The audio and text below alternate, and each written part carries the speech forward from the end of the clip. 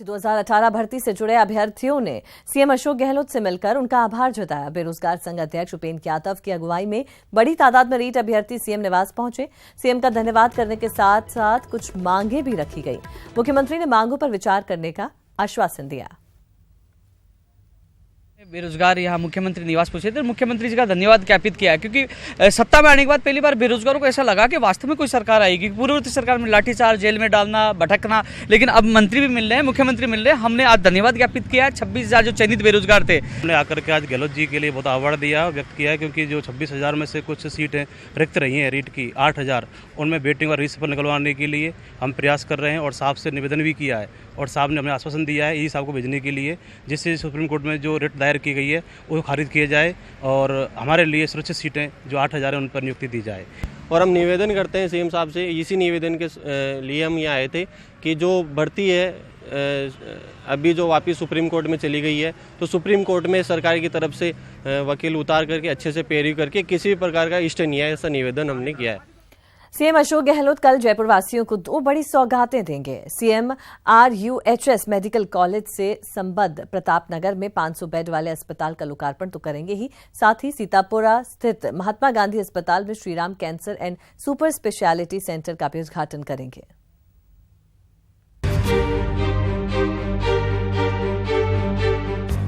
पांच मार्च को प्रदेश की स्वास्थ्य सेवाओं में उस वक्त नया अध्याय जुड़ जाएगा जब सीएम अशोक गहलोत 2 स्वास्थ्य संस्थानों का लोकार्पण और उद्घाटन करेंगे।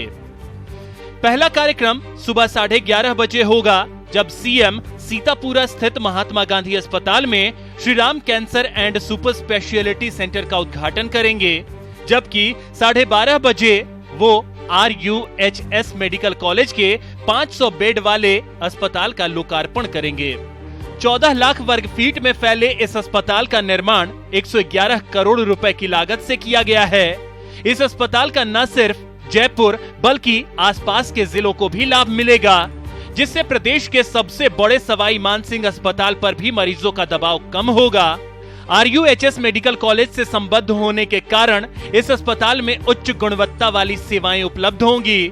RUHS मेडिकल कॉलेज से संबद्ध इस नए 500 बेड वाले अस्पताल के लिए फिलहाल राजकीय जयपुरिया अस्पताल से 50% स्टाफ लगाए गए हैं, जबकि बाकी स्टाफ के लिए भर्ती प्रक्रियाधीन है, जिसे जल्द ही पूरा कर लिया जाएगा। बात महात्मा गांधी अस्पताल में नवनिर्मित बहुमंजिला Shriram cancer and super speciality centre की करें तो यहाँ कैंसर के इलाज के लिए अत्याधुनिक मशीन और उपकरण लगाए गए हैं। इस सेंटर में मेडिकल ऑन्कोलॉजी, ऑन्कोसर्जरी और रेडिएशन थेरेपी के साथ साथ इम्यूनोथेरेपी और मॉलिक्यूलर थेरेपी के जरिए कैंसर के इलाज की सुविधा शुरू की गई है। कुल मिलाकर मंगलवार प्रदेश के लोगों के लिए मंगल स्वास्थ्य संदेश वाला साबित होगा। न्यूज़ 18 के लिए जयपुर से सचिन शर्मा की रिपोर्ट। लोकसभा चुनाव की आचार संहिता लगने से पहले तबादलों की आस में बैठे शिक्षकों को मायूस होना पड़ सकता है, क्योंकि शिक्षकों के तबादलों को लेकर शिक्षा राज्य मंत्री कोई खास दिलचस्पी नहीं दिखा रहे। हालांकि शिक्षक अभी भी हरसू जोर लगाए हुए हैं। ऐसे मत करो मेरे भाई, दोस्त हो मेरे, ऐसे मत करो। ठीक है, कर देंगे ना, कह दिया ना। इन दिनों शिक्षक स्कूल में कम, मंत्री दरबार में ज्यादा दिखाई दे रहे हैं। कोई तबादले की अर्जी मंत्री जी को थमा रहा है तो कोई पैर छूकर आशीर्वाद पाने की जुगाड़ में जुटा है। भाई मंत्री जी करें तो क्या करें, जितना वर्ष चला उतने अधिकारी तो बदल डाले, लेकिन आखिरी सत्र में शिक्षकों को इधर से उधर कर कोई विवाद मोल लेना नहीं चाहते।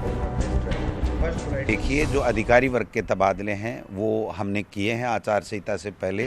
तमाम ACBO, CBO, DO, AD, additional DO या जिला शिक्षा अधिकारी, CDO, ये सब जो ऊपर के कैडर के अधिकारी वर्ग के ट्रांसफ़र हैं, वो ट्रांसफ़र हम लोग शिक्षा विभाग में कर रहे हैं।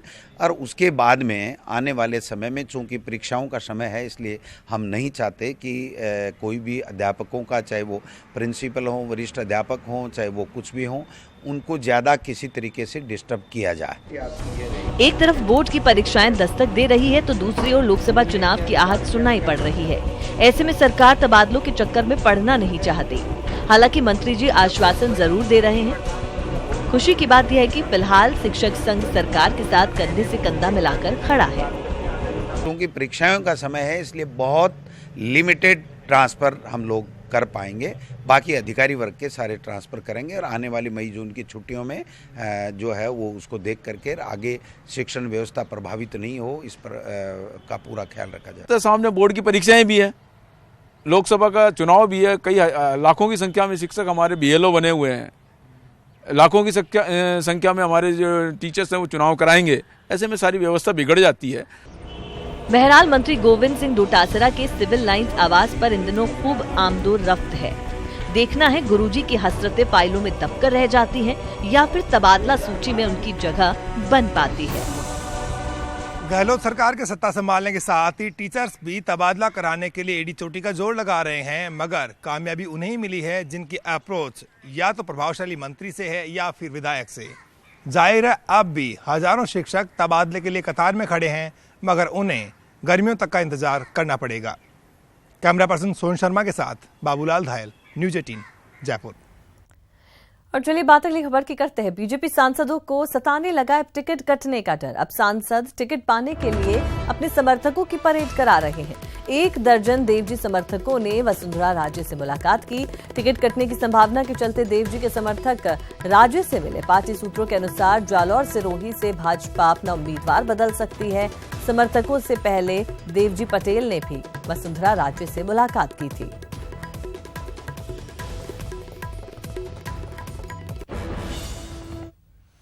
बात अगली खबर की करेंगे। प्रधानमंत्री आवास योजना ग्रामीण के निर्धारित लक्ष्य को पूरा करने में जिले फिसड्डी साबित हो रहे हैं। हाल ये है कि ग्रामीण विकास विभाग ने जो प्रतिदिन लक्ष्य आवंटित किए थे उसमें से महज 29% लक्ष्य ही जिलों ने हासिल किए हैं। लिहाजा अब जिला कलेक्टर्स को विभाग ने 31 मार्च 2019 तक अपूर्ण आवासों को पूरा करने के निर्देश दिए हैं।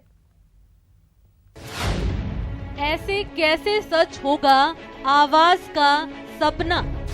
टारगेट हासिल करने में जिले फिसड्डी।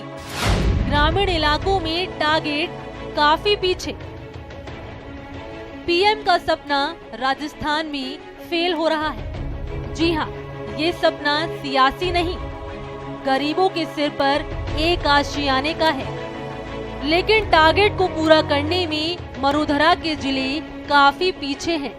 पीएम आवास योजना ग्रामीण से जुड़े लक्ष्य को पूरा करने में जिले फिसड्डी। महज 39% लक्ष्य ही जिलों ने किया हासिल। ग्रामीण विकास विभाग ने जिला कलेक्टरों को 31 मार्च 2019 तक अपूर्ण 1,37,803 आवासों को पूरा करने का निर्देश दिया। इस वित्तीय साल में करीब 6,87,000 आवासों को पूरा करने का लक्ष्य था, लेकिन करीब 5.5 लाख आवास का लक्ष्य ही पूरा हो सका। योजना के तहत लक्ष्य हासिल करने में राजस्थान देश में 4थे स्थान पर है। ग्रामीण विकास विभाग की ओर से जिला कलेक्टरों को भी ये निर्देश दे दिया गया है कि साल 2018 से 19 की बकाया 893 स्वीकृतियां भी जारी की जाएं। दीपक व्यास, न्यूज़ 18 राजस्थान, जयपुर। अब आपको दिखाते हैं एक जाबाज की दर्द भरी कहानी, जो पुलिस विभाग की संवेदनहीनता की वजह से 9 साल से व्हील चेयर पर है और अपने हक के लिए दर दर भटक रहा है। 9 साल हो गए, अब तो सुनो सरकार। अभी तक 15 लाख खर्चा हो गया, हमें हमारा खेत भी बेचना पड़ा। फर्ज के लिए अपाहिज हो गया, अब तो सुनो गुहार। 23 दिसंबर को सीएम साहब की बांसवाड़ा में ड्यूटी करने के बाद हम लौट रहे थे प्रतापगढ़ के लिए, जिला प्रतापगढ़ के लिए। तो रास्ते में एक पुल आती है, पुल के अंदर पूरी राजस्थान पुलिस की बस गिर गई थी 23 दिसंबर को रात को 8:30 बजे। तो मेरे रीढ़ की हड्डी फ्रैक्चर हुई, तो उसमें स्क्रू लगा रखे हैं बॉडी में, तो जिससे मैं पैरालाइज हो गया। मेरे घर के दीप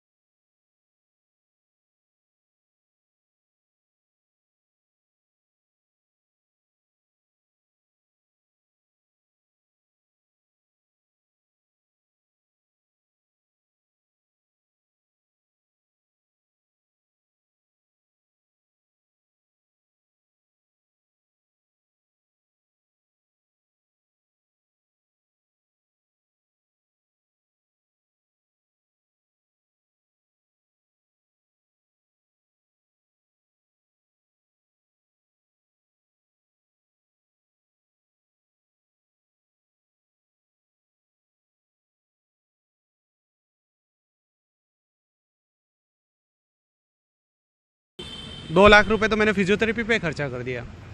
फिजियोथेरेपी के मेरे बिल भी पास नहीं हुए, क्योंकि हमारे डिपार्टमेंट कहता है कि इलाज का अगर फिजियोथेरेपी लेनी है तो राजकीय चिकित्सालय में लो, तो हमारे राजकीय चिकित्सालय में फिजियोथेरेपी अवेलेबल नहीं है। तो फिजियोथेरेपी के लिए मैं स्पेशल उदयपुर आऊँ तो वो पॉसिबल नहीं है। आगे और इलाज कराना है, इसके लिए कम से कम 38 लाख रुपए की आवश्यकता है। जो MBS अस्पताल है दिल्ली में, वहाँ पर इसका इलाज होगा, एक चिप लगेगी और उससे जो है ये चलने लगेगा, तो कम से कम 1 साल भर लगेगा उसका भी। गहलोत सरकार से दीपक को भरोसा मिला है और दीपक को उम्मीद है इस बार सरकार उनकी सुनेगी, उनका इलाज होगा और वो एक बार फिर अपने पैरों पर खड़ा हो सकेंगे। लेकिन एक सच ये भी है कि दीपक के दर्द ने कहीं न कहीं पुलिस अफसरों की संवेदनहीनता को तो उजागर कर ही दिया है।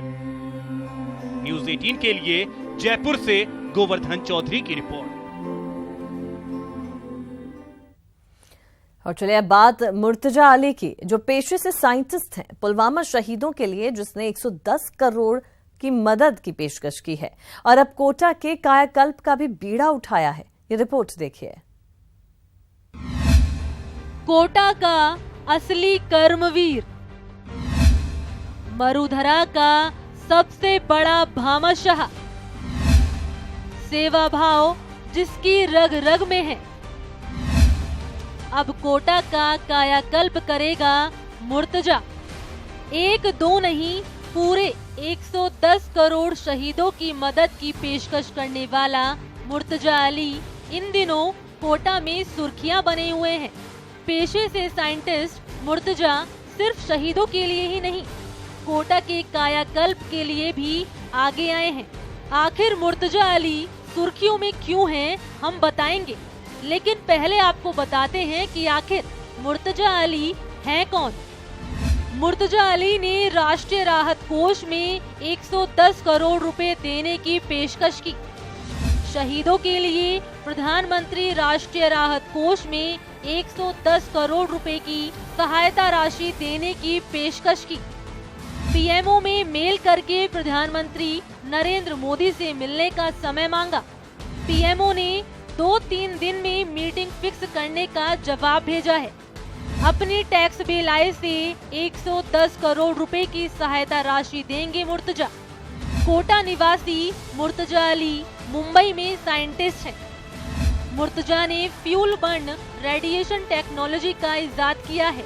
इस टेक्नोलॉजी के जरिए जीपीएस, कैमरा या अन्य किसी उपकरण के बगैर ही किसी भी वाहन को ट्रेस किया जा सकता है।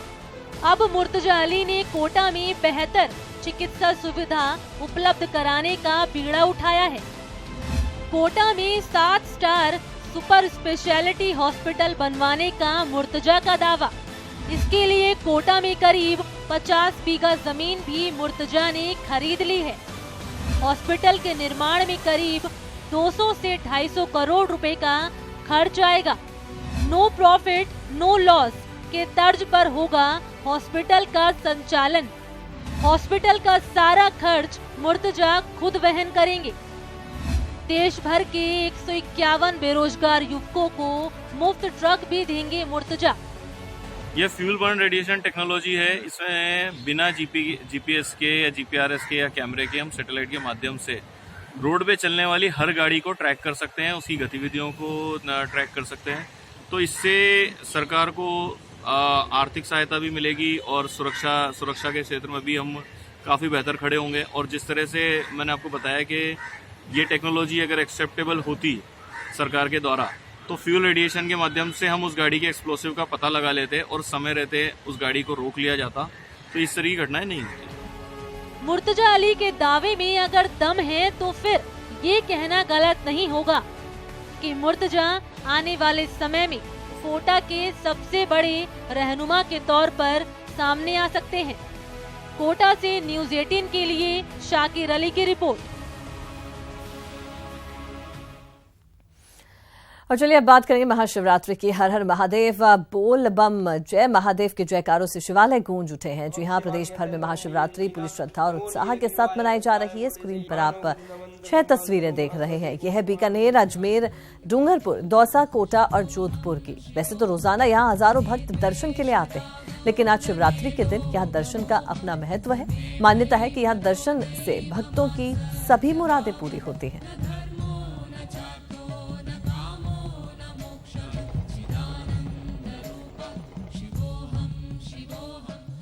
पूरा वातावरण हर हर महादेव के जयकारों से गूंज रहा है। टीवी स्क्रीन पर आप देख रहे हैं प्रदेश के 4 अन्य शहरों की तस्वीरें। यह है झुंझुनू, धौलपुर, भरतपुर और राजसमंद।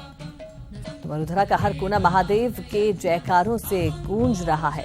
टीवी स्क्रीन पर आप प्रदेश के 4 अन्य शहरों की तस्वीरें देख रहे हैं। जयपुर, करौली, प्रतापगढ़ और भीलवाड़ा की तस्वीरें हैं। अब बुलेटिन में फिलहाल के लिए इतना ही। दीजिए इजाजत और आप देखते रहिए न्यूज़ 18 राजस्थान।